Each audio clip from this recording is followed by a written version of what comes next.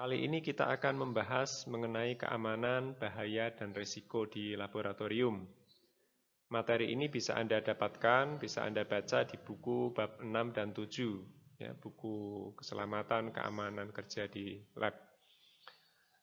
Dan ini sifatnya hanya rangkuman saja, ya. Untuk lebih lengkapnya Anda bisa baca di buku yang saya sebutkan tadi. Nah, pertama mengenai keamanan, ya, keamanan kerja di lab. Yang pertama kita harus menentukan, jadi ketika mendesain suatu lab itu kita harus menentukan tingkat keamanannya, ya. Lab ini lab untuk apa, ya? Apakah hanya lab untuk pendidikan atau lab riset? Lab risetnya bidang apa, ya? Melibatkan bahan-bahan apa saja, ya? Misalnya tentu riset yang melibatkan makhluk hidup berbeda dengan yang tidak melibatkan makhluk hidup, ya. Riset yang misalnya tentang virus, ya, itu levelnya juga berbeda dengan lab-lab riset yang tidak melibatkan virus seperti itu. Jadi levelnya berbeda-beda. Nah, kemudian level ini juga terkait dengan, ya, tingkat keamanan ini juga terkait dengan akses terhadap ruangan, akses terhadap alat, akses terhadap bahan-bahan itu. Jadi ada tingkatannya, ruangan ini siapa yang bisa mengakses, ya, alat ini siapa saja yang bisa mengakses, itu termasuk dalam kategori keamanan, ya. Bahan-bahan tertentu, jadi tidak semua bahan misalnya atau tidak semua alat bisa diakses untuk semua orang, ya. Nah, hal ini perlu diperhatikan untuk menghindari penyalahgunaan, ya, menghindari hal-hal yang tidak diinginkan, ya. Misalnya yang terkait dengan bahan-bahan kimia, ya, yang rawan terhadap penyalahgunaan, ya. Jadi ada bahan-bahan kimia yang merupakan prekursor untuk misalnya bahan peledak, prekursor untuk obat-obat terlarang, ya, itu eh, harus diperhatikan level keamanannya, ya. Jangan sampai begitu mudah bahan-bahan tersebut diakses oleh seseorang, ya, oleh orang lain, oleh orang-orang gitu, ya. Jadi sehingga memicu penyalahgunaan.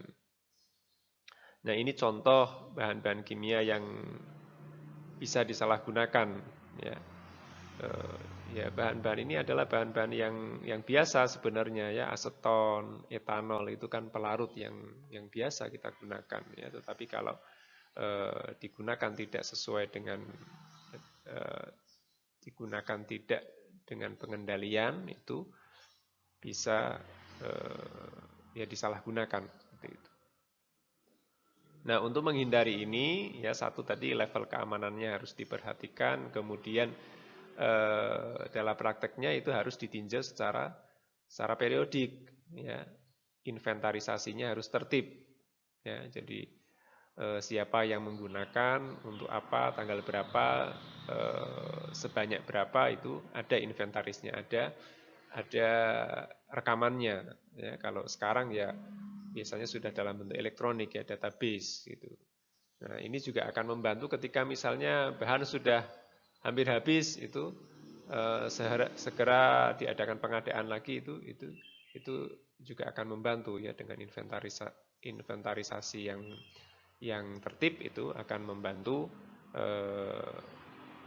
menjaga stok juga, ketersediaan bahan, ya.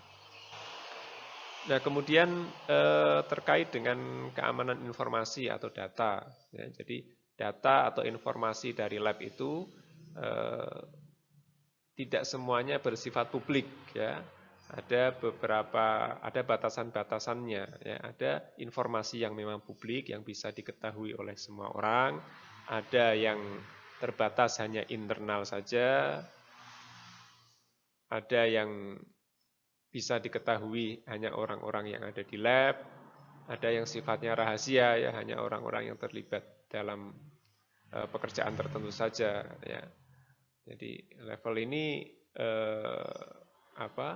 biasanya ya ditentukan dari pekerjaannya. Misalnya suatu pekerjaan itu menghasilkan sesuatu yang berpotensi paten misalnya, berarti kan tidak disampaikan ke publik dulu sampai hal tadi dipatenkan ya. Atau ya biasanya ini yang terkait dengan komersil ya, atau penelitian atau riset yang bekerja sama dengan industri gitu, menghasilkan hasil yang nantinya akan dikomersialkan, ya tentu tidak disampaikan secara publik ya, karena itu nanti akan menjadi rahasia perusahaan tadi gitu. Jadi ada tingkatannya informasi yang bisa disampaikan atau data itu. Kemudian hal-hal yang perlu diperhatikan dalam mengelola keamanan di lab itu, yang pertama adalah meminimalkan penggunaan bahan kimia yang berbahaya dan berisiko ya. Jadi ya kalau tidak dibutuhkan atau kalau ada alternatif bahan lain yang lebih aman, ya digunakanlah bahan yang lebih aman ya untuk meminimalkan risiko. Kemudian meminimalkan persediaan bahan ya, jangan menumpuk bahan yang terlalu ya banyak ya, menyediakan stok yang terlalu banyak, tapi sediakan sesuai dengan kebutuhan, sesuai dengan tempat yang ada untuk penyimpanan sehingga tetap aman gitu ya. Jangan menumpuk bahan-bahan, apalagi bahan-bahan yang berbahaya, bahan-bahan yang mudah meledak, mudah terbakar, itu resikonya sangat tinggi.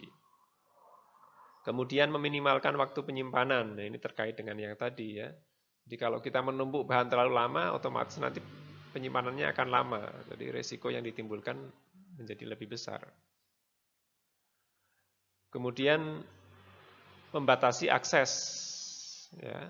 Ya, jadi bahan-bahan tertentu mungkin bisa diakses oleh semua orang, bahan-bahan yang lain itu diakses orang-orang terbatas gitu. Kemudian mengetahui apa yang harus dilakukan dalam keadaan darurat ya.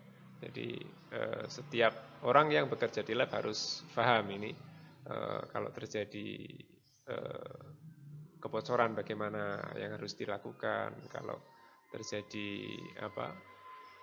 misalnya cairan itu tumpah, apa yang harus dilakukan, itu setiap orang yang bekerja di lab harus paham dengan hal-hal semacam itu untuk meminimalkan ya risiko tadi.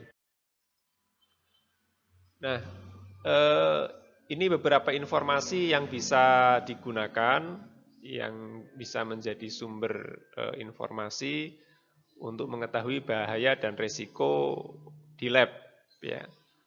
Ada chemical hygiene plan, jadi rencana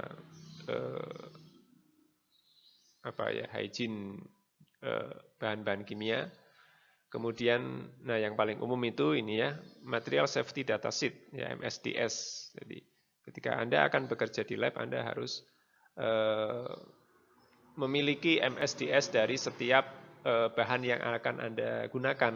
Ya, ya bentuknya kira-kira seperti ini, contohnya. Ya. Ini hanya satu lembar, jadi ada berlembar-lembar. Ya, biasanya ini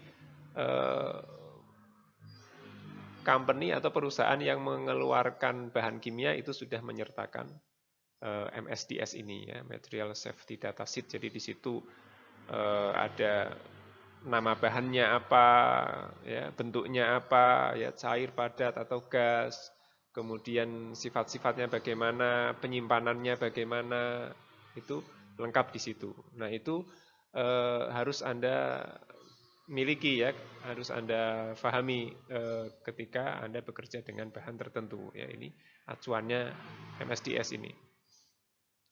Kemudian ada juga ini label ya. Kalau ini label bahan kimia, jadi bagian-bagiannya ada namanya, ada level keamanannya, ini ada simbol piktogramnya ya. Piktogram ini sumbernya dari ini, GHS piktogram. Nah, nanti kita juga akan belajar tentang simbol-simbol itu ya, atau piktogram itu. Nah, jadi ini beberapa sumber yang bisa digunakan untuk mencari informasi tentang resiko bahan kimia. Ya. Ya, yang paling sering ya MSDS. Kemudian Anda juga harus paham tentang makna dari label dan piktogram dari suatu bahan. Nah, kemudian yang terkait dengan toksisitas bahan kimia, ya, toksisitas bahan kimia itu bisa dinyatakan dengan LD50 atau LC50, ya. LD50 atau lethal dose 50 itu adalah, atau LD50 itu adalah jumlah bahan kimia yang saat dicerna atau disuntikkan atau dioleskan pada hewan uji dalam kondisi laboratorium yang terkendali membunuh setengah dari jumlah hewan, ya, LD50. Ya, biasanya ini dinyatakan dalam miligram atau gram per kilogram berat badan dari hewan uji. Kemudian ada LC50, ya. Kalau ini konsentrasi bahan kimia di udara yang akan membunuh 50% hewan uji yang terpapar, ya. LC50. Nah, kemudian ada LC100, LD100, kalau ini berarti membunuh semua, ya, 100% dari hewan uji. Nah, secara umum, jadi semakin tinggi LD50 atau LC50, maka toksisitas bahan kimia akan semakin rendah. Ya, jadi seperti itu tingkat toksisitas bahan-bahan kimia. Kemudian tentang efek paparan bahan kimia, ya, ada paparan akut, ya, sekali terpapar itu sudah muncul akibatnya, itu, ya. Kemudian ada yang sifatnya paparan yang intermiten atau berulang. Setelah berulang baru akan terlihat efeknya, ya. Atau ada juga yang kronis, ya. Kronis ini baru akan muncul setelah terulang dalam waktu yang lama, ya. Nah, ini contoh-contohnya zat yang menyebabkan yang bisa menimbulkan paparan akut, ya. HF, ya, hidrogen fluorida, HCN, atau hidrogen cyanida atau asam cyanida, ya, yang mungkin Anda ingat beberapa tahun yang lalu, ya, kasus kopi Vietnam itu kan menggunakan HCN, ya. Kemudian ada H2S, ada nitrogen dioksida dan lain-lain. Bisa yang lebih lengkap bisa Anda lihat di buku, ya. Kemudian zat kronis. Nah, ini yang kronis tadi yang saya sebutkan itu akibatnya akan muncul setelah pemaparan dalam jangka waktu yang lama. Ya, ini zat-zat yang bersifat kronis ini biasanya zat-zat yang karsinogen, kemudian racun reproduktif, logam-logam berat itu setelah terpapar lama, terakumulasi di dalam tubuh, baru akan terlihat efeknya, ya. Nah, jalur pemaparan dari zat-zat kimia itu bisa melalui udara yang kita hirup, ya, bisa kontak langsung lewat mata, lewat kulit, ya, atau mulut, ya, tertelan, ya, masuk ke dalam mulut, atau sengaja diinjeksikan, sengaja atau tidak sengaja diinjeksikan. Itu hal-hal jalur dari pemaparan bahan kimia. Nah, berikutnya adalah tentang risiko racun bahan kimia, ya. Ada yang racun bahan kimia yang sifatnya akut, ya, yang hanya sekali terkena itu langsung terlihat efeknya. Ya, ini contoh-contohnya. Ya. Kemudian berikutnya bahan kimia yang sifatnya iritan, ya, atau menyebabkan iritasi. Ya, ini biasanya bahan-bahan kimia yang non korosif tetapi bisa menimbulkan peradangan, ya. Iritasi, menjadi misalnya kulit menjadi bengkak, menjadi muncul kemerahan, itu efek dari bahan kimia yang sifatnya iritan atau menyebabkan iritasi. Kemudian ada zat kimia yang sifatnya korosif, ya. Zat korosif ini bisa berupa padat, cair atau gas yang menghancurkan jaringan hidup yang mengalami kontak, ya. Ya, misalnya kontak dengan kulit, kontak dengan atau terhirup kemudian masuk ke dalam paru-paru, merusak jaringan di paru-paru seperti itu. Nah, ini contoh-contohnya ada amonia, bromida, ya, gas amonia, bromina, sorry. Kemudian kalium oksida, gas klorin, gas kloramin, ya.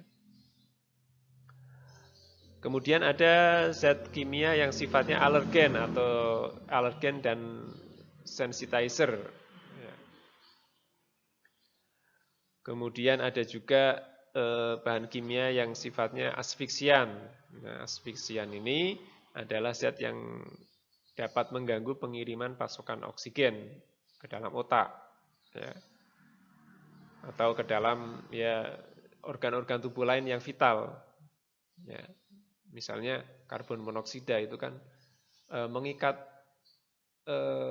akan terikat di hemoglobin lebih kuat daripada oksigen. Jadi ketika kita menghirup terlalu banyak karbon monoksida, maka darah kita akan kekurangan oksigen sehingga yang paling fatal bisa menimbulkan kematian, yaitu jadi mengganggu pasokan oksigen ke organ tubuh yang vital. Nah, itu beberapa contoh sifat-sifat bahan kimia dan resikonya, ya.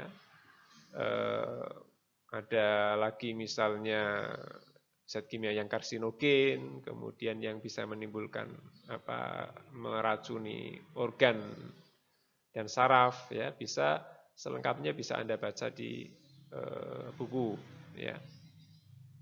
Demikian untuk materi ini, ya, ringkasan dari materi bab 6 dan 7. Terima kasih.